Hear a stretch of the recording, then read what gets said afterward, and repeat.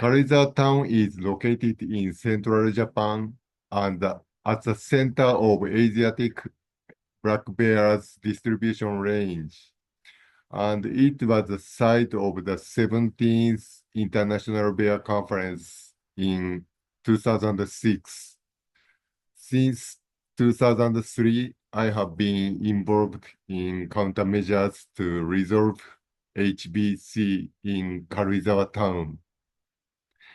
I have been added to the HBC team of the IUCN Bear Specialist Group. I am also interested in bear ecology, such as infanticide and hibernation, so I have been involved in the following papers.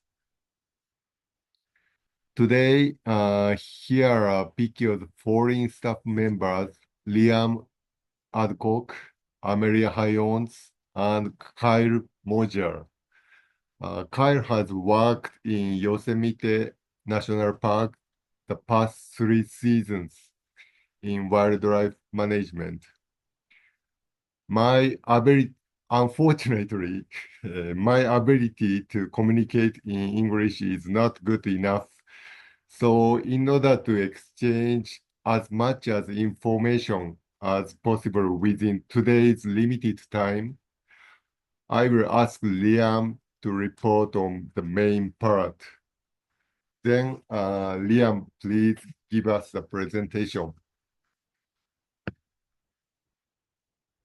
Okay, good afternoon, everyone. Thank you, Tamatani-san. And hello once again, my name is Liam. I'm originally from Australia, but I've been working with Picchio Wildlife Research Centre here in Kyoto for the last year. And today I'll be talking about bear conflicts in Japan and the countermeasures that can be used to reduce them, specifically the ones we've been using here at Picchio. Before I get to that, I'd like to briefly touch on the species, but only for a little bit, since I'm aware you recently had a very informative presentation from Dr. Onishi. That. So the Japanese Asiatic black bear are one of the two bear species in Japan, along with the Hokkaido brown bear. They're generally smaller than American black bears, with the males weighing between 70 to 100 kilograms, and the females ranging from 50 to 80 kilograms. However, they are generally considered to be more aggressive than the American black bears. And unlike American black bears, these bears don't have any color variation in their coats. They're always jet black, and their life expectancy is around 25 to 30 years, so hunting greatly reduces this. They also tend to be more nocturnal when living close to human populations. So as far as their diet briefly, similar to American black bears, they tend to be largely herbivorous, and the diet depends on the season as well as their region and climate within Japan. So in spring, the bears wake up from hibernation and eat any leftover acorns and nuts from the previous years.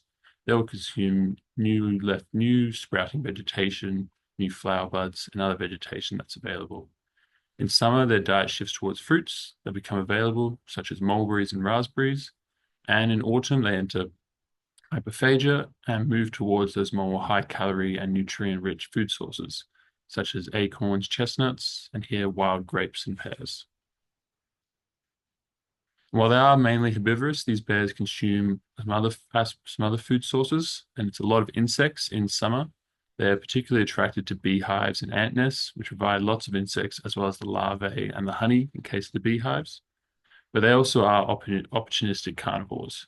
So they will scavenge roadkill, which largely includes deer and boar, and they'll also prey on trapped wildlife. And that tends to be a lot of the wildlife that gets caught in snare traps that are used in Japan, which have been increasing in frequency. So as mentioned just before, these bears are known to feed on various types of insects. And one of these is the Japanese giant hornet, which we can see in this image here. We found some evidence of them eating it in their scat. And then this was a giant hornet nest that they've ripped into that was in a tree to get access to it. So by consuming these hornets, they may be helping keep their populations in check. And in ecosystems where hornets could become overly abundant, bears might help regulate this balance. It's also an important behavior since the giant hornet is a species estimated to kill over 25 people every year in Japan. So here at Picchio, we'd really like to film this, not only for research, but also show people how these bears kill and eat these and put them in a better light. since currently the Japanese black bear is not looked on so favorably in Japan. They also engage in seed dispersal through their diet and just moving around, which is another ecological role. And then they are quite arboreal eaters. We have a nice video here, just quite loud, sorry.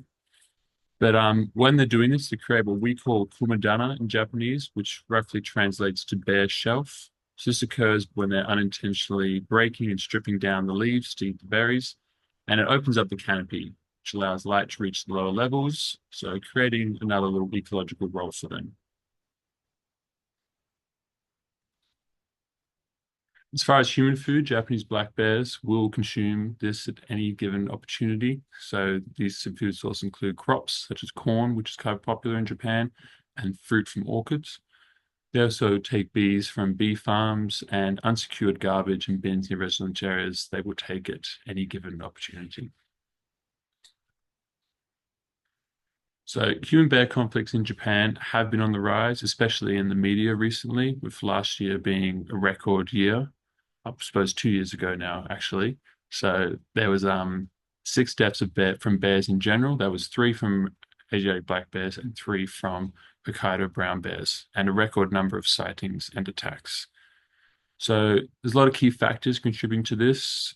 We still need a more accurate popular estimation, but some of the factors we believe are the population shrink in Japan is really affecting the rural and quieter towns. As these towns become quieter, the bears become more confident to encroach on this area. Then they teach these cubs these behavior. Climate change also is affecting their natural food availability, which means human food sources become a much more reliable source of food rather than what they would naturally get.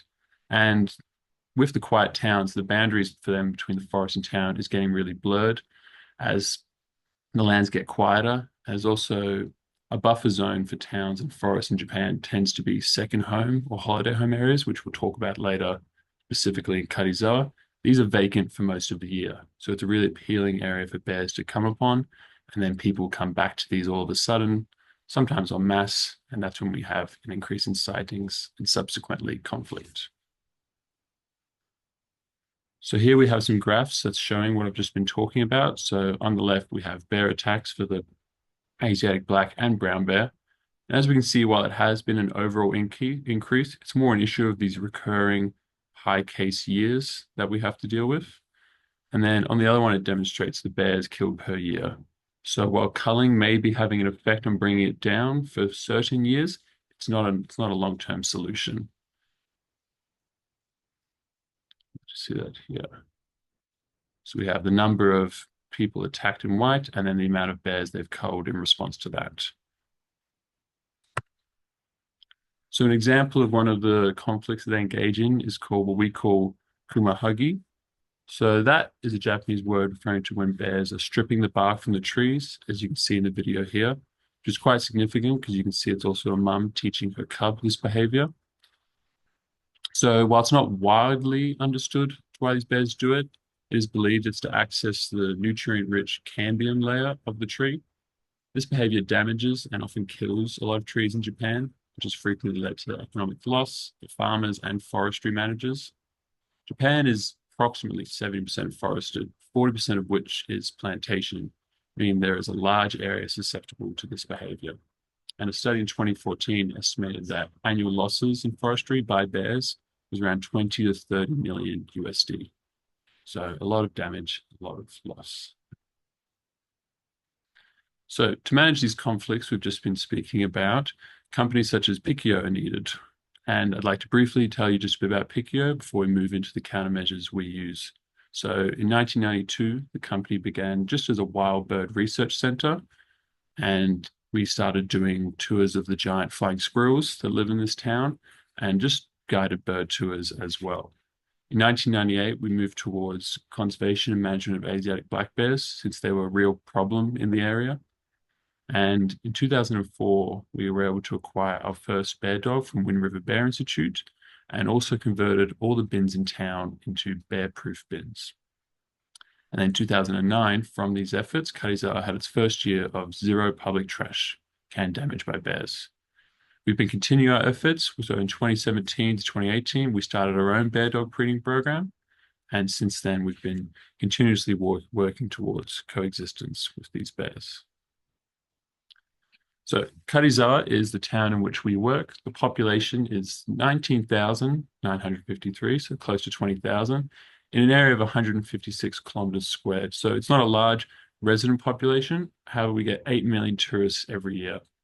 So that is very significant since these people come at regular times, aren't there most of the time, and it really does confuse the bears and cause some issues. And it's because it's a very popular tourist destination, both for Japanese residents and international tourists. And see how it's broken up. We can see how it's broken up here. So we have the urban area, the forest area, and the second home area. So while there's not much difference you can see in the image between these two, the second home area is full of holiday houses.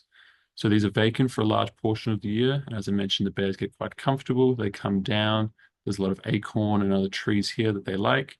Then everyone returns en masse to their holiday homes from places like Tokyo and other cities. And the bears are already there or comfortable there, and issues arise. And within Karizawa, there's also what is called the Asama Wildlife Protection Zone. So up here we have Mount Asama, which is our resident active volcano, and a large area of the forest around it is a wildlife protection zone. So activities like hunting are banned. However, people are still allowed to build holiday homes within this area, further leading to some conflicts. And we've got the elevation here and some of the forest types, so a lot of plantation as well. And just here you can see whereabouts we are in Japan, which, as Tamatani mentioned, is the center of the Asiatic black bear distribution. So at Picchio, to deal with these conflicts we've been talking about, we implement methods of proactive mitigation whenever we can. So this includes trapping and collaring bears. So the traps are set to capture any bears who are coming too close.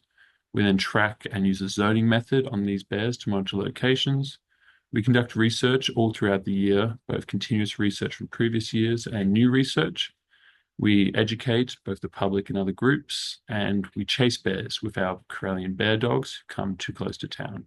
So I'll talk a bit more on each of these methods now.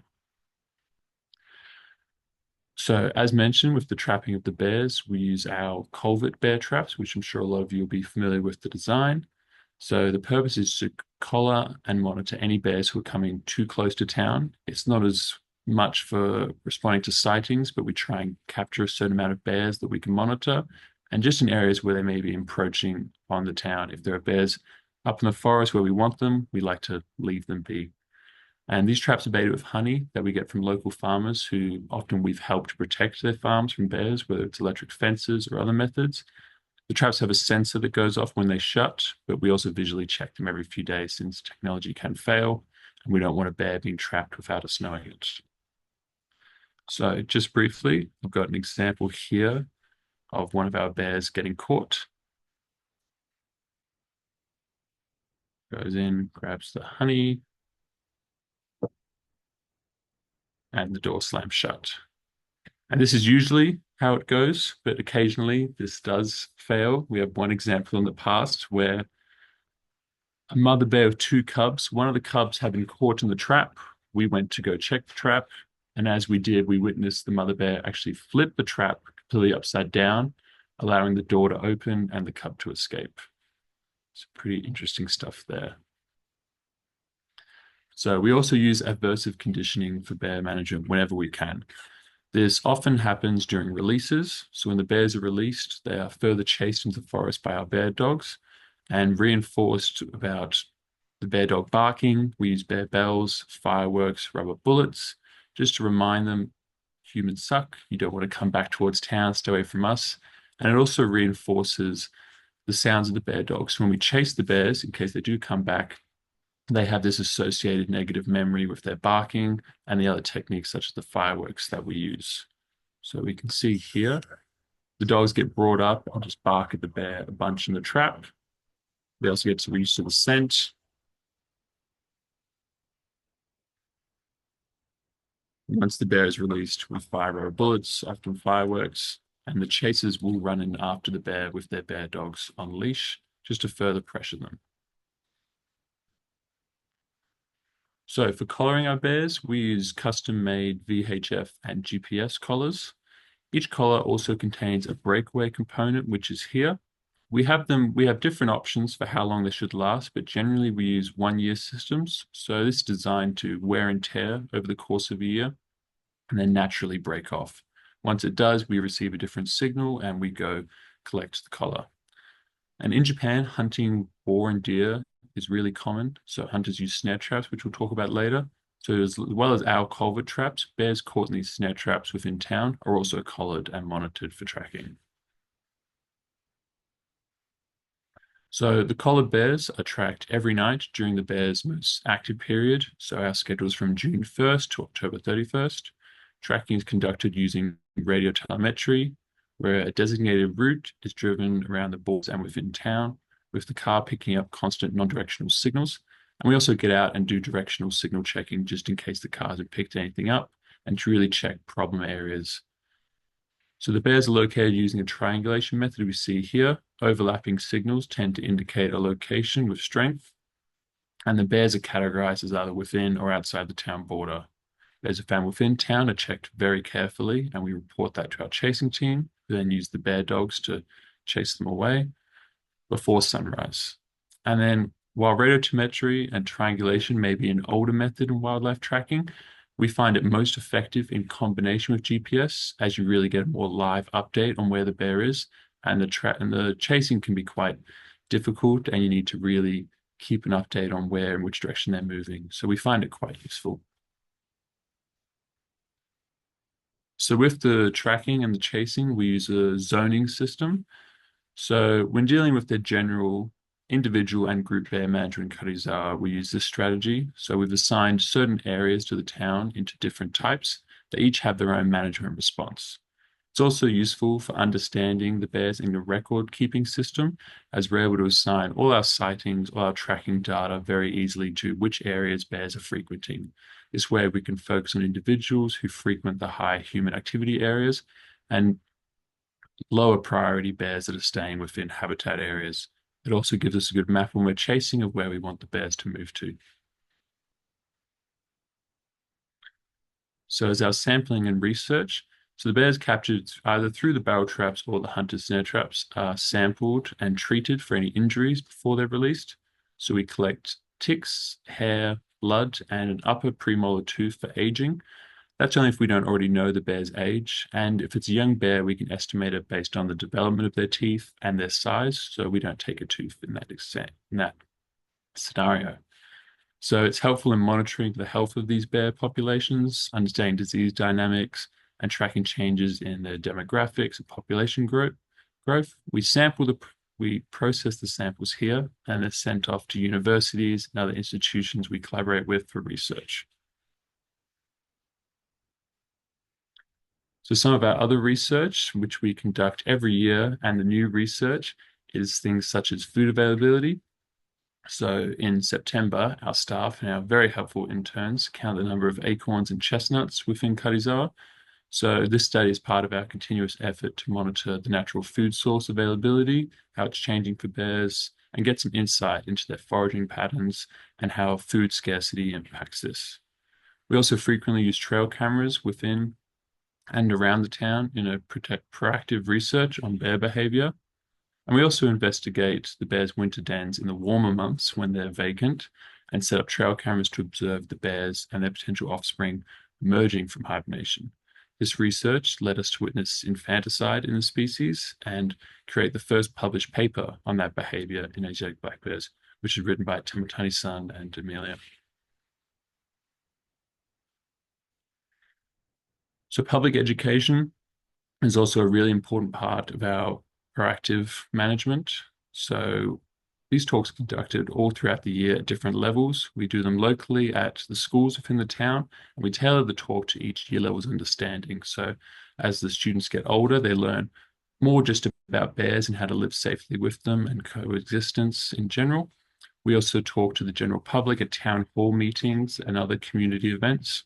Nationwide, we reach out through TV appearances and magazine appearances, and we reach an international audience via our YouTube channel.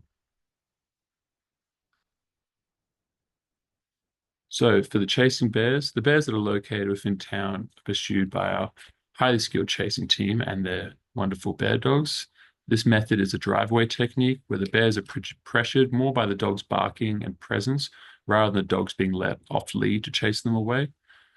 And then bears who are found on the border of town might not need a full chase with the bear dogs, so occasionally we just use what we call pressing, which may be fireworks or shouting.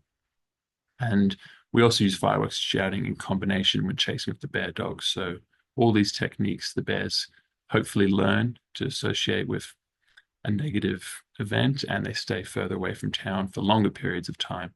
And we're doing research on the moment about the effectiveness of these different techniques. And so far, it looks like bear dogs are the most statistically significant method of chasing bears. They stay away for the longest amount of time and they run away the farthest when chased with this method. And chasing is all conducted at night, so we can avoid the risk of public encounters when we're doing this. So here at Picchio, we do use the Karelian bear dogs, a breed I think most of you are quite familiar with. We began using them through our connection with the Wind River Bear Institute. So that was founded in 1996 by the bear biologist Carrie Hunt, who specializes in these non-lethal methods. They've been breeding, testing, and training these bear dogs since 1996. And in 2002, Carrie Hunt came to visit Picchio. We established a relationship, received training, and in 2004, we were able to obtain our first bear dog, which was Bullet. Currently, we have 3 working bear dogs. These are Tama and her 2 daughters, Layla and Elf. Next year, we'll be receiving a new dog from the Wind River Bear Institute to continue our previous breeding programs. And while we're always trying to proactively address human-bear conflicts, the nature of this work will always result in reactive measures and events as well. So these include bear sightings and subsequent attacks, bear damages, where occasionally bears cause damage to human property, such as crops or summer houses that are unoccupied for much of the year. So we take efforts to mitigate that, and miscaptures. So I've mentioned a couple of times the snare traps that hunters use often accidentally catch bears and other animals, which we respond to. So in response to the bear sightings, after receiving a report, we quickly head to the location and assess the situation. If a bear is confirmed, we either chase or sometimes tranquilize and relocate the bear, depending on the situation. If no bear is found on arrival, a thorough patrol and investigation is still undertaken, just to determine whether it was a bear or another animal. Sometimes they get misidentified for animals like the Japanese sero or the wild boar.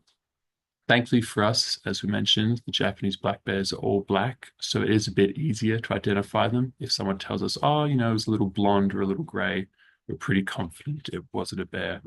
But during these patrols, we also utilize our bear dogs. They're very good at picking up any signs of bear or any trails. And we also notify the town that there has been a sighting if it was confirmed. We set up signboards so people know that a bear was spotted in the area, who to call, what to do, and how to stay safe. We also record these instances and put them within our system. Occasionally, these sightings are attacks as well that we respond to. So a similar, much more serious approach is taken where we go straight to the event, investigate the scene. We put out our signboarding, we patrol with the bear dogs. Occasionally, we'll shut down maybe hiking trails in the area if it was confirmed attack, just to keep people safe. And for both of these instances, we'll go through all of our bear signals with our telemetry as well, just to ensure it wasn't a collared bear. So we also respond to instances of bear damage. It's quite common at times. These damages can include damages to agriculture, bee farms, and damage to holiday homes, which, as we mentioned, are quite quiet for most of the year. Sometimes this leads to insects building their hives within the walls, and then the bears will just tear through it to get access to it. So people will sometimes return to their very rich, nice holiday homes for a relaxing holiday and find bear-sized holes in their walls. So our response includes investigating the scene to understand why the bear caused the damage, what attracted to the area. We then ensure the bear is no longer within a dangerous zone of that area. And then we address the attractant. So if it's removable, we'll get rid of it, whether it's, like we said, an insect hive or some leftover garbage. If it's not removable, in the case of agriculture and crops, what we'll do is set up electric fencing and other methods to ensure the bear can't get further access to it, and set up trail cameras in case it comes back.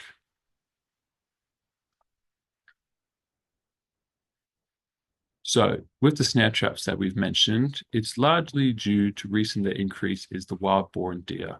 They're considered pest levels in Japan. So in 2013, the government set a goal of halving both the populations within 10 years. This led to a big increase in hunting activity, with some areas even offering cash rewards for each kill. Particularly in hunting, the use of snare traps became really popular since in Japan it is relatively easy to get a hunting license, but incredibly difficult to get a firearm license. So most people will begin hunting, be unable to obtain a firearm, so they will perform their hunting through the use of snare traps. And with this increase, there is some public concern that bears may be eating more meat and subsequently become more aggressive. And while we at Picchio don't believe that theory, it is important to note that people are thinking that way, and it is further impacting the general image of the bears in Japan. We have a graph here showing after around 2003 it was introduced, and it didn't take long, this plan to halve the populations for snare traps to really go up. So now here at Picchio, we'll respond to perhaps 100 miscaptures each year. So these traps, I mentioned, do frequently catch bears and other animals, such as the foxes or the Japanese raccoon dog. They can cause quite significant harm to the bears if not released quickly. Some bears have lost digits or even paws in the past due to prolonged trapping. So in areas where wildlife companies such as us are present, we can respond to this and help release the bear safely and relocate it. But in other areas of Japan, there aren't wildlife groups of us. It becomes quite dangerous as hunters or law enforcement might try and remove the bear themselves. This has resulted in fatalities in previous years. And in some cases, when a bear is caught in other prefectures, it's an accidental or miscapture. However, for the sake of it, for ease, they will reassign this capture as a purposeful, controlled kill, which is a clear and inefficient way of managing populations, and it demonstrates the need for improved and more sustainable management of these species. So as I said, thankfully, we're able within the towns where we work to respond to these. So our response is that when a bear is captured, we get a call either from the hunter itself or from the town office that they have contacted. We then arrive at the site to assess the situation. We make sure the bear and people's safety comes first. The bear is then tranquilized so that it can be safely removed from the trap, sampled where we take our relevant samples and do our measurements, and so that we can transport it to a release site and release it there. And the bears caught within our town are also collared from this method. And the snare traps are also measured to ensure that they're meeting regulations, since they have certain sizes they have to be to try and avoid scenarios like this. And while in Japan, hunters are usually required to check their snare traps daily, it doesn't always happen. And occasionally bears have been caught and stuck for multiple days, leading to limb loss, other injuries, and we've had in recent cases death. So this further demonstrates the need for stricter regulations around hunting and wildlife management in general.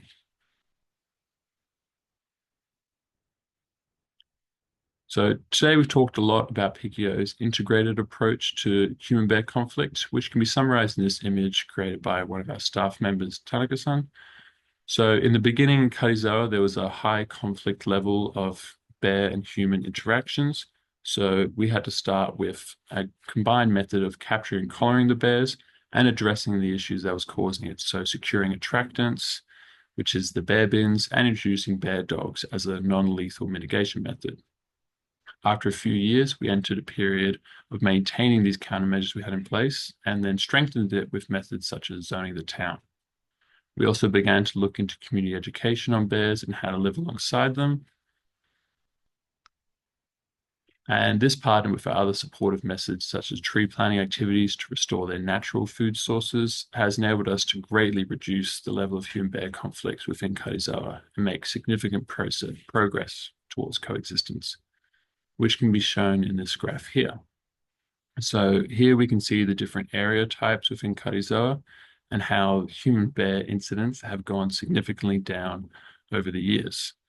And while this strategy has worked for us, we are constantly trying to improve things and adapt when necessary to changing conditions. As we can see here, there was a spike in 2020. So research led us to believe it was an unusual year of male offsprings in the previous year.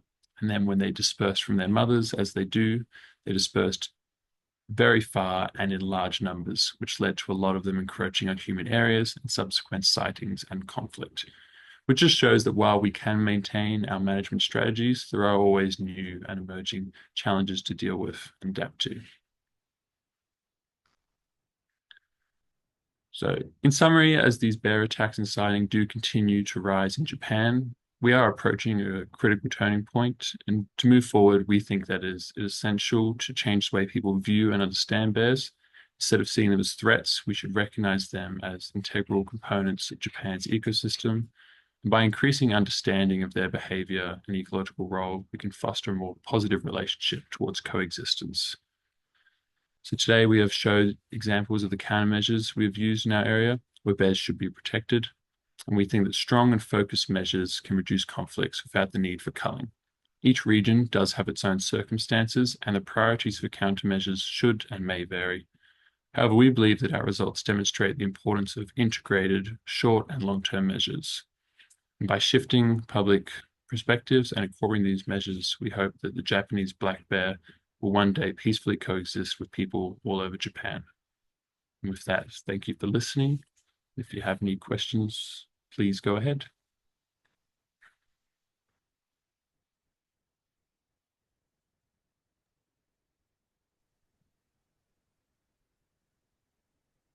Thank you, Liam and Hiroo, for that presentation.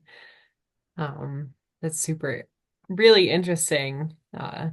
Everything you guys are doing. It seems really awesome. There are a few questions in the chat. If you guys are able to, go ahead and unmute and ask your questions that you have in the chat. If not, then I can definitely present them. But Dick, if you wanted to ask your question about avian flu.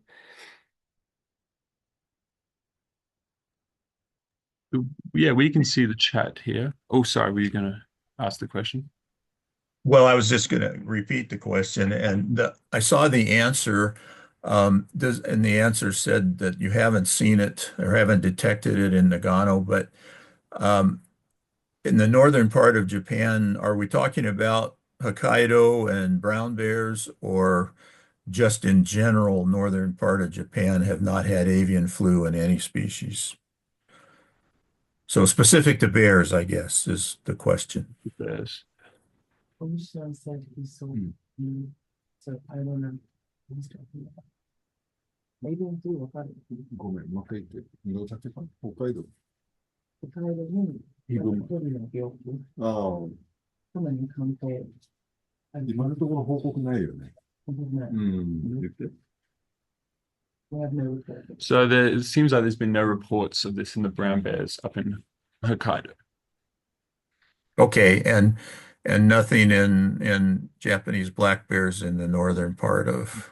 No, we haven't. Well, okay. That either.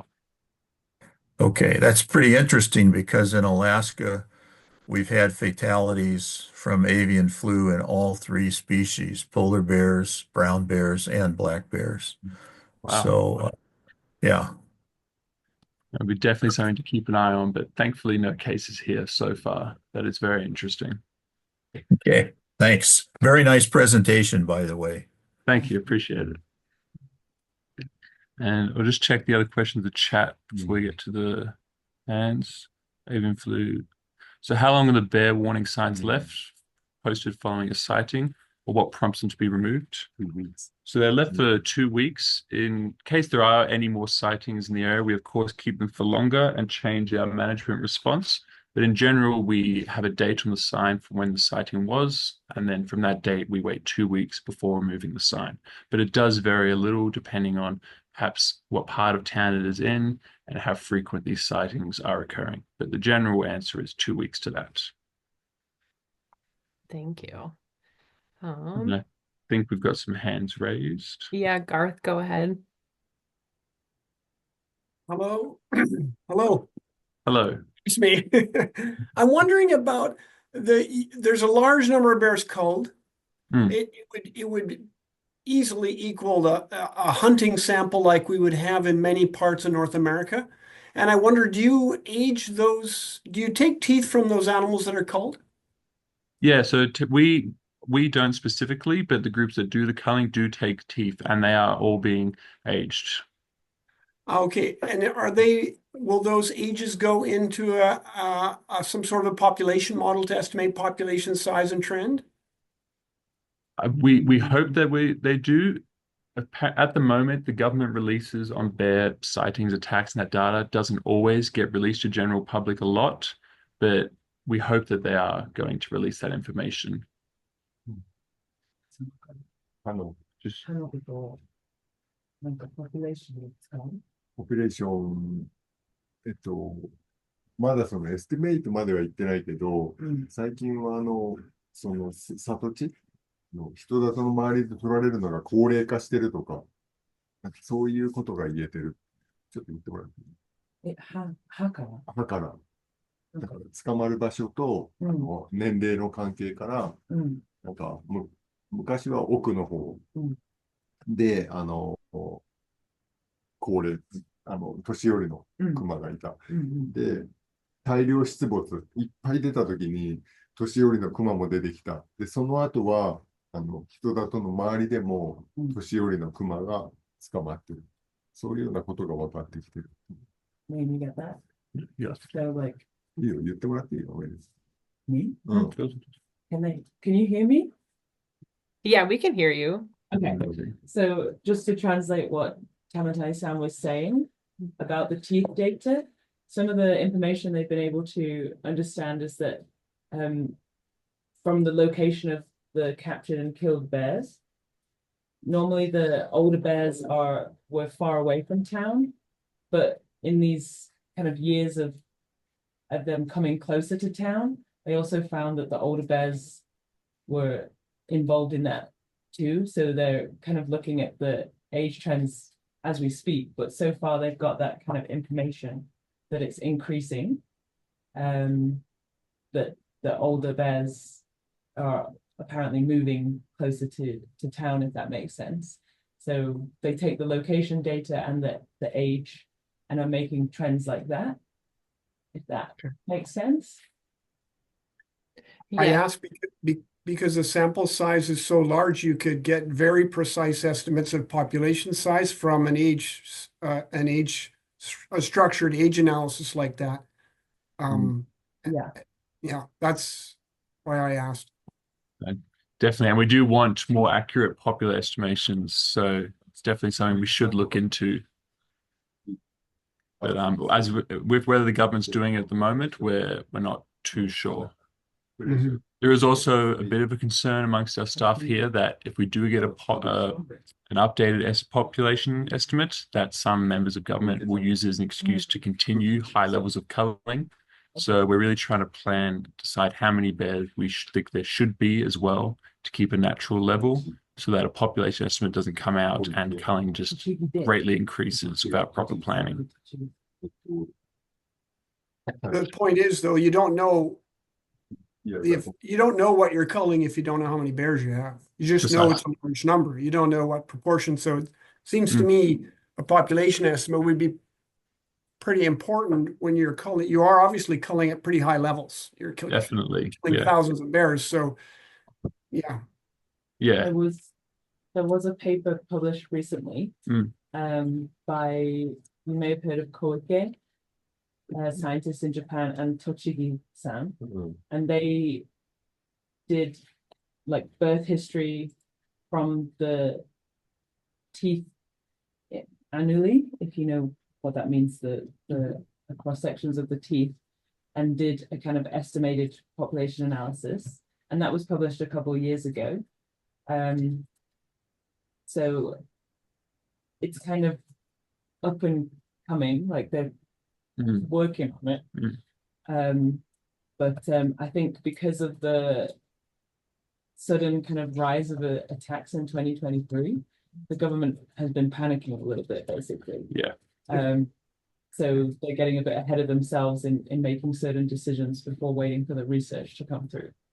It's kind of Yeah, similar to what's happening in Sweden right now too. And I think, and the integrated population models are new tools here as well. They're, you know, the jurisdictions here are slowly implementing them. It's not happening all at once, where none of us are totally sure how to do it and need partners. But they're a new tool, but they have a lot of potential to answer some pretty important questions, I think. That was my point. Thank you. Thank you. Very good. Thank you. Thanks, Garth. Go ahead, Rich. Thanks. Just one real quick comment before I ask my question. I don't know if that sign was one of yours or not. It was kind of a menacing sign. And if you're trying to get a lot of acceptance and for fear to come down, that's something I would look at modifying. But maybe it wasn't even yours. Not our sign, yeah. So I should have made that clearer. An example of our signs. Our signs are not as menacing because we are very concerned about the public image of bears. Oh, that's great. Good job. So my question was on bears damaging trees. I mean, it's pretty common here in the Pacific Northwest of the United States. It happens throughout the US too, but that figure relating tens of millions of dollars USD to tree damage, do you know if that relates to a 100% loss of that tree's value, or is that number adjusted to the remaining value of the tree? Because those trees for sure still have a monetary value. Yeah, so I can attach the paper later if needed, but it wasn't just for the value of the tree. And I think they also even included the costs they were putting out to manage these bears who are doing this damage.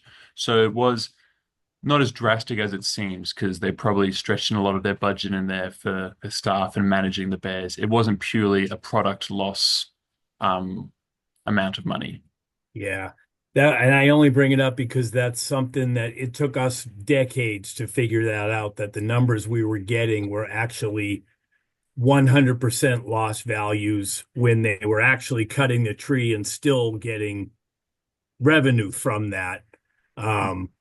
So anyway, that's good. But some of the things that we've talked about here to alleviate those problems are stock density when they plant the trees, and then timing of thinning operations. And if that's ever something you want to look into, give me a shout.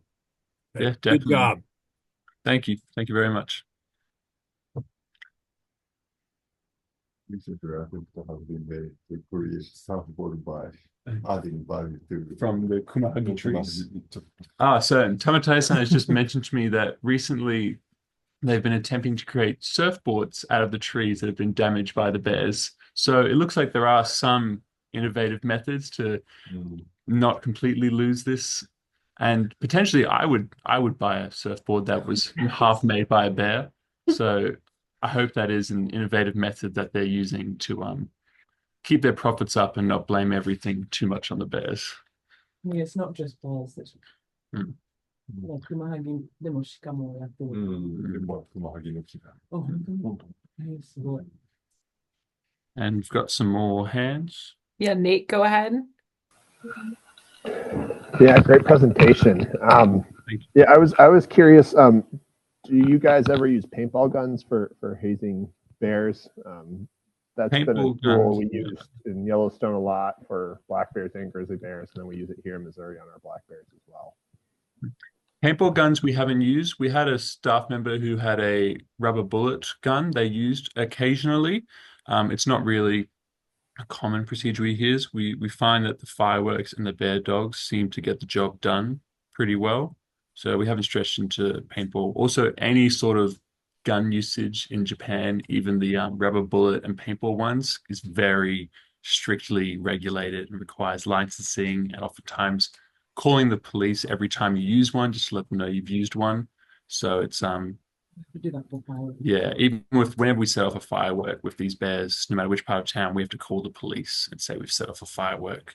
So, and the guns cannot be used of any type in the vacation homes at night. which is where a lot of our chasing takes place. Gotcha.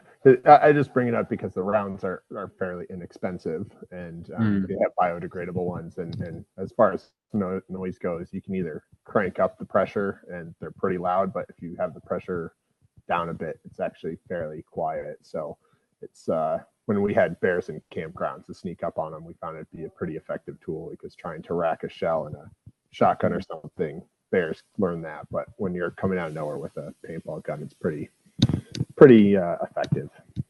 Okay, yeah. Well, maybe we'll check if there's any there are some loopholes sometimes with the types of guns, because it does sound like you said, yeah, in a like inexpensive and efficient way of doing it. So we'll have to look into that. Thank you. Yeah. And then I had one other quick question. I was just curious. Why do you only collar animals for a single year and not potentially have collars on for multiple years? So there's a couple of reasons. One, we kind of hope that after a year of chasing and mitigation, they kind of learn to stay away, and we can keep the numbers that we're collaring in check. So it's kind of like a rotating system of problem bears getting the collars, and ones that learn, they get to lose the collar and stay out. It's also they don't grow too large for the collars. That's my understanding of it. Amelia, when we collar the younger bears, because they are going to be growing a lot, we don't want them to have the collar on basically to the point where they outgrow it. So it's designed to fall off as they grow, and then if they become a problem again, we're pretty confident we'd catch them again. If they're larger and kind of fully grown, basically we can leave it on there for 2 or 3 years, because the battery life of the VHF is about 2 to 3 years. So we don't really want it on longer than that. But yeah, ideally, we would want to monitor them as continuously as possible and then reduce the times we have to capture them. And now we're putting GPS on some of them as well. But we do tend to catch a lot of small bears. And yeah, they grow, as you know, very quickly and get quite big. So yeah, that's usually. Okay, that makes sense. Thanks.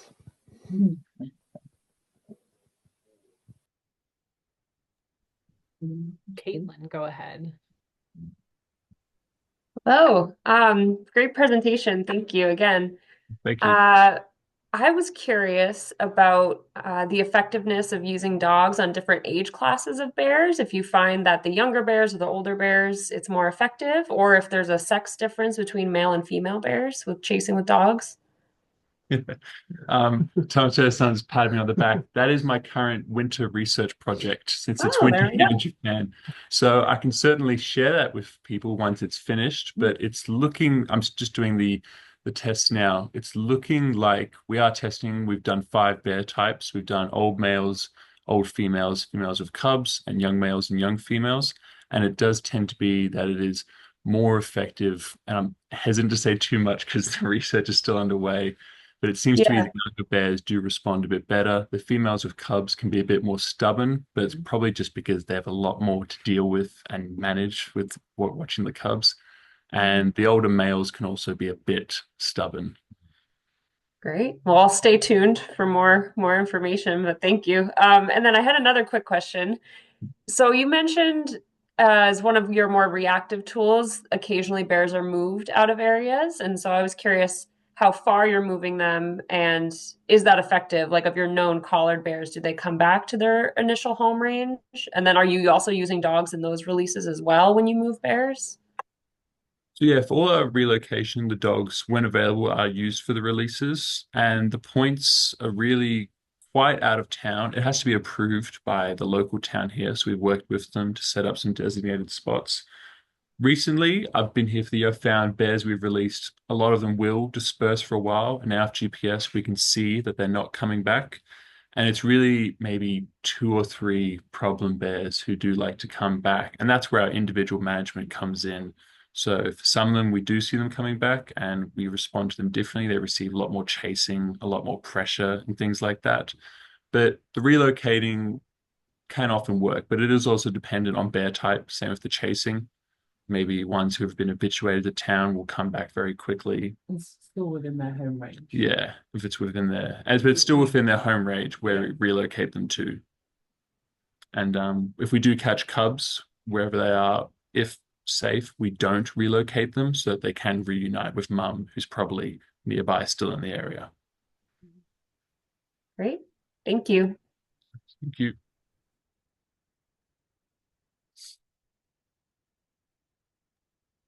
I have a quick question. You said you are able to collar a lot of these bears that have been injured by the snares. Afterwards, obviously they weren't collared before, so you can't really know if their behavior changed a lot. But do you notice a difference in how they're utilizing the landscape compared to bears that maybe aren't as injured, or is there anything that you've noted in those bears that have been injured? I feel like mostly what we've seen, Amelia might have some further comments, is that the injuries don't bother them too much. We feel pretty bad about it, but if it's just a single or sometimes two paws, we found some pretty fat bears who aren't eating human food with just these three paws. So there's a lot of, they do have to compete a bit more on the ground potentially with stuff like the boar and deer for food, but we've seen the three-pawed bear climb a tree very, very well. Yeah, I think when they're just missing a little bit of their limb, we had a bear that we tracked into like 3 or 4 towns over, so it moved like a huge distance, even after losing part of its body. And I think they do heal and get over it, and they don't really learn either, because we do have repeat captures where they've obviously previously lost a limb to a snare trap and then they get caught again, which is obviously really bad luck for them, but they kind of, it doesn't necessarily mean that they're avoiding areas because they've been caught before. And yeah, like Liam said, we have some pretty large bears that have also lost limbs, and I think potentially they're not able to climb as well. But we're not sure. We have one that we monitor quite closely. We want to know if she breeds or not, because she is quite a lot older. But we're always curious whether her kind of three-legged situation affects her breeding. So we always want to set sensor cameras at her winter den. And like she hasn't, so far we haven't been able to record her with cubs, so potentially she has been impacted by only having 3 legs in terms of breeding for Nina. Oh, that is really interesting. I guess now I have a follow-up question. Are for those snare sites, are they allowed to bait or put any sort of scent there while they're trying to catch other animals? They are allowed. Yeah, they are allowed to bait. It's often this wash off from rice that they use and anything else. But we record that as well. So like whenever we get to these snare traps, we don't think they're monitored too well in Japan, so we tend to do a lot of it ourselves. We'll check every bait that's been used, the forest type where the trap was set, and we'll like measure the trap specifically. But yeah, they are allowed to bait with these traps. Okay, that's interesting.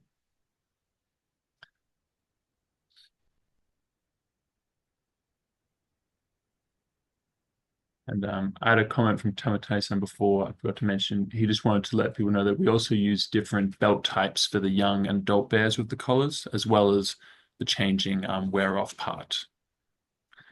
And since you might wonder, we don't use the, I've heard about the internal explosives that are used in America and other parts, completely illegal here in Japan, again, with the stricter laws. So we actually can't use those even if we wanted to. But we find the wear off tends to work quite well. That's interesting. Dick, go ahead. Thanks. I just want to emphasize, I know the upcoming human bear conflict workshop was mentioned, but your analysis of the different methods of mitigation would be a great topic at that conference. So I hope you guys can make it. I'd be really interested to see how it came out. So just kind of a plug for that. I figured Richard might make it or Becca might make it, but I jumped the gun, I guess.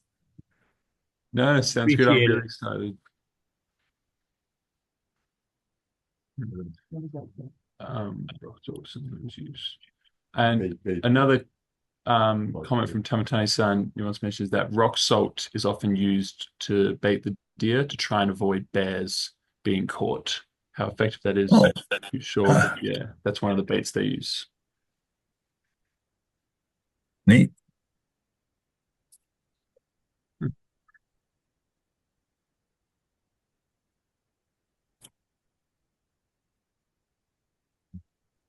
Did I mention this? So I noticed Carl is on the call. Do you still have your bear dogs? Yes, I do. I have two of them. And Dazzle is the sibling of, was it related to Tama or Rella? I think probably Tama, yeah. Tama, most likely, yeah.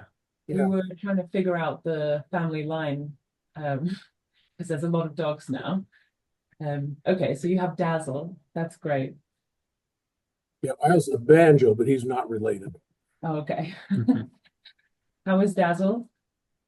She's doing really good. She's getting old. She wants to stay home quite often rather than go with me. But when she does go, she's just a love nut. She likes doing the presentations to the kids. Oh yeah, sounds like Tama. That's Tama, isn't it? Yeah, definitely.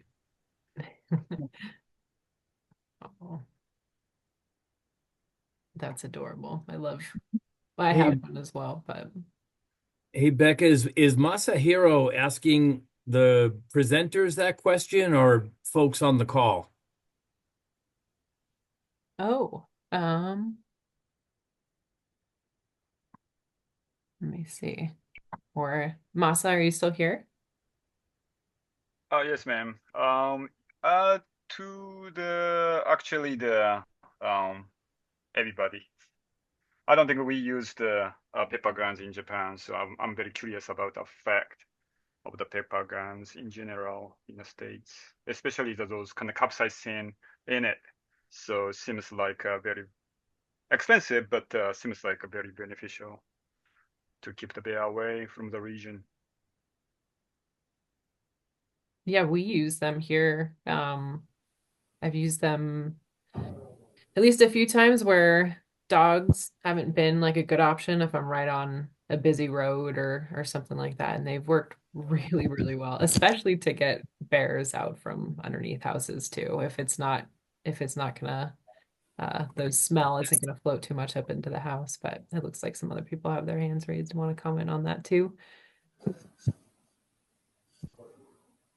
Yeah, we've used them before, Masa, to get bears out of trees before we tranquilize them. When leaving the bear in that location is not an option. Bear in a real populated area around schools, leaving it in the tree is just not the option. We will use the pepper balls and we'll hit the tree. Obviously, we're not shooting at the bear, but we'll shoot those up into the tree above the bear. And it usually only takes two or three. And then the bear wants to descend. And when it comes and is down on the ground, then we'll tranquilize it there. And that's been real effective. Rich. Yeah, I was thinking about that makes sense. Just in general, I wondered, and maybe you guys, since I didn't know anyone was doing this, my thought was the last thing you want to do is incapacitate the bear in the very area you don't want the bear to be in. So are you saying that these don't have the power to, the bear's just not going to dive into a bush or a nearby thicket and just wait for that stuff to dissipate and it gets its sight back? Or is it not to the level of bear spray? No, it's not to the. No, I've never observed that. it's more of just a slight irritant, and they just want to come down out of the tree. But when we handle them, we tranquilize them and then handle them. You don't even smell the pepper spray on them like you would if you had pepper sprayed them.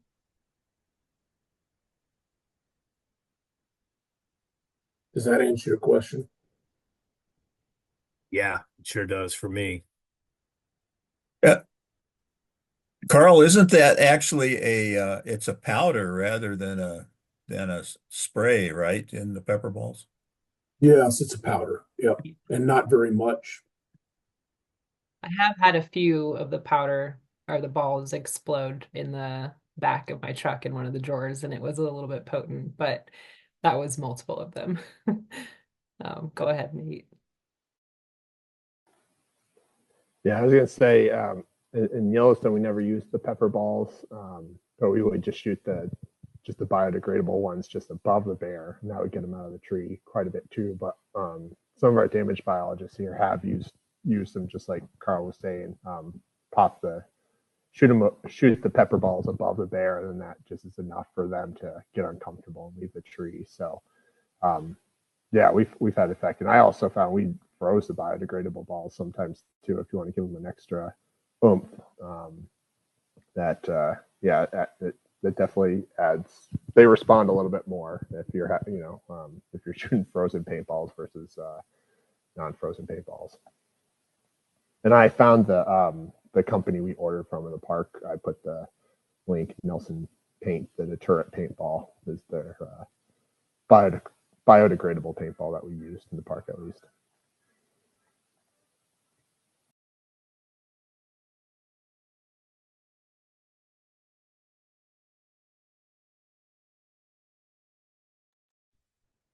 Any final questions?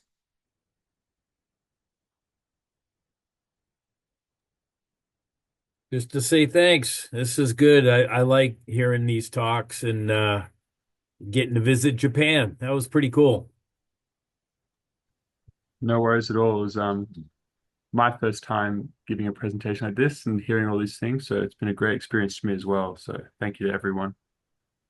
Yes, thank you all so much. It was a really great presentation and lots of great conversation afterwards. Looking forward to seeing you guys hopefully in Montana in about 11 months or so. Would love to. Yes, definitely.